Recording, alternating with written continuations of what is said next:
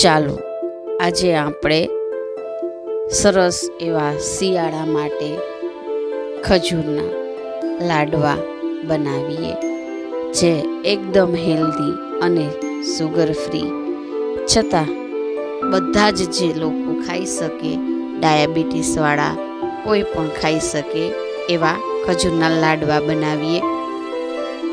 સૌ પહેલાં ખજૂર લઈ લીધો છે, તેના બી કાઢી, ઠળિયા બધા કાઢી અને એને આપણે ખજૂરને લઈ લેશું. સરસ એવા બધા જ ખજૂરમાંથી ઠળિયા નીકળી ગયા છે. જુઓ, મેં બધો જ ખજૂર એકદમ ચોખ્ખો કરી નાખ્યો છે, સાફ કરી નાખ્યો. સરસ એવા આ ખજૂરના લાડવા શિયાળામાં કોઈ પણ બાળકોને, મોટાને, બધાને મજા આવશે. તેના માટે મેં એક વાટકી બદામ, કાજુ, અખરોટ, પિસ્તા બધું જ લઈ લીધેલું છે. ત્યારબાદ સિંગદાણા અને તલ પણ લીધેલા છે.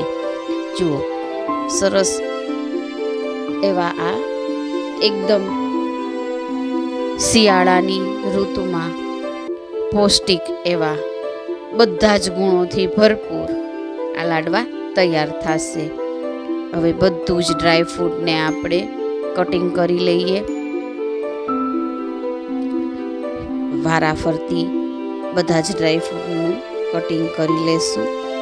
અને આ લાડવા જો કોઈ પણ ખાય તેને ખૂબ જ ટેસ્ટી લાગે છે, એટલા માટે કે નથી આમાં ગોળ આવતો, નથી આમાં ખાંડ આવતી, કે કંઈ પણ નથી નાખવાની જરૂર પડતી.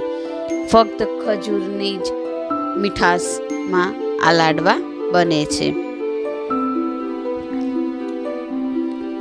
સરસ એવું આપણું ડ્રાયફ્રૂટ કટિંગ થઈ ગયું છે. જુઓ, બદામ, કાજુ કટિંગ થઈ ગયા છે. અખરોટ કટિંગ કરું છું. જુઓ, સરસ એવું પિસ્તા હવે આપણે કટ કરીશું.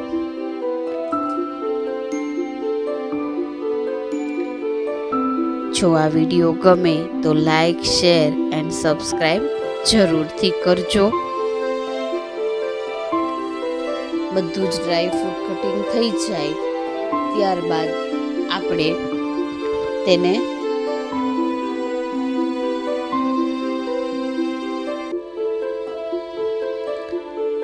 સરસ એવું ડ્રાયફ્રૂટ આપણું કટિંગ થઈ ચૂક્યું છે. હવે મેં તલ લઈ લીધા છે, તેને આપણે થોડા એવા શેકી લેશું, જેથી તેમાં રહેલી આપણે શિયાળા કોઈ પણ લાડવા બગડે નહીં, અથવા તો કોઈ પણ એના મોઇશ્ચર કે કંઈ પણ એમાં રહેલી ભેજ કે કંઈ પણ ઉડી જાય અને સરસ એવું આપણે બાઇન્ડિંગ થઈ જાય એટલા માટે. અને સિંગદાણાને પણ આપણે ફોતરી ઉખડે એટલા આપણે એને ફેરવી લેશું. જુઓ, બંને આપણું શેકાઈ ગયું છે. હવે ત્યારબાદ બધું જ ડ્રાયફ્રૂટ એકી સાથે લઈ લેશું અને તેને થોડા એવા ઘીમાં આપણે રોસ્ટ કરીશું. એને આપણે એટલું રોસ્ટ કરીશું કે એમાંથી એક સ્મેલ સરસ એવી બધા ડ્રાયફ્રૂટની આવવા માંડે. સરસ એવી સ્મેલ આવે ત્યારબાદ આપણે એને ગેસ બંધ કરીશું. જુઓ, સરસ એવું ડ્રાયફ્રૂટ આપણું રોસ્ટ થાય છે. આપણે એને ઘીમાં જ રોસ્ટ કરીશું. અંજીર લઈ લીધા છે મેં. મેં તો અંજીર આખા લીધા હતા, પણ તમે ધારો તો એને થોડા એવા મિક્સરમાં એક આટો મારી દેશો તો સરસ એવા થઈ જશે. ત્યારબાદ હવે આપણે તલ અને સિંગદાણાનો ભૂકો કરી લઈશું. એ ભૂકો દરરોજ રાખીશું, એકદમ ઝીણો એવો નહીં કરીએ.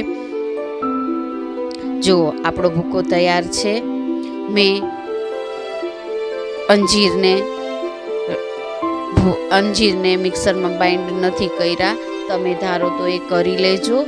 સરસ એવું વાંધો નહીં આવે. મારે થોડીક તકલીફ પડી હતી એને મેશ કરવા માટે, તો તમે પહેલાંથી જ એને મિક્સરમાં એક આંટો મારી દેજો.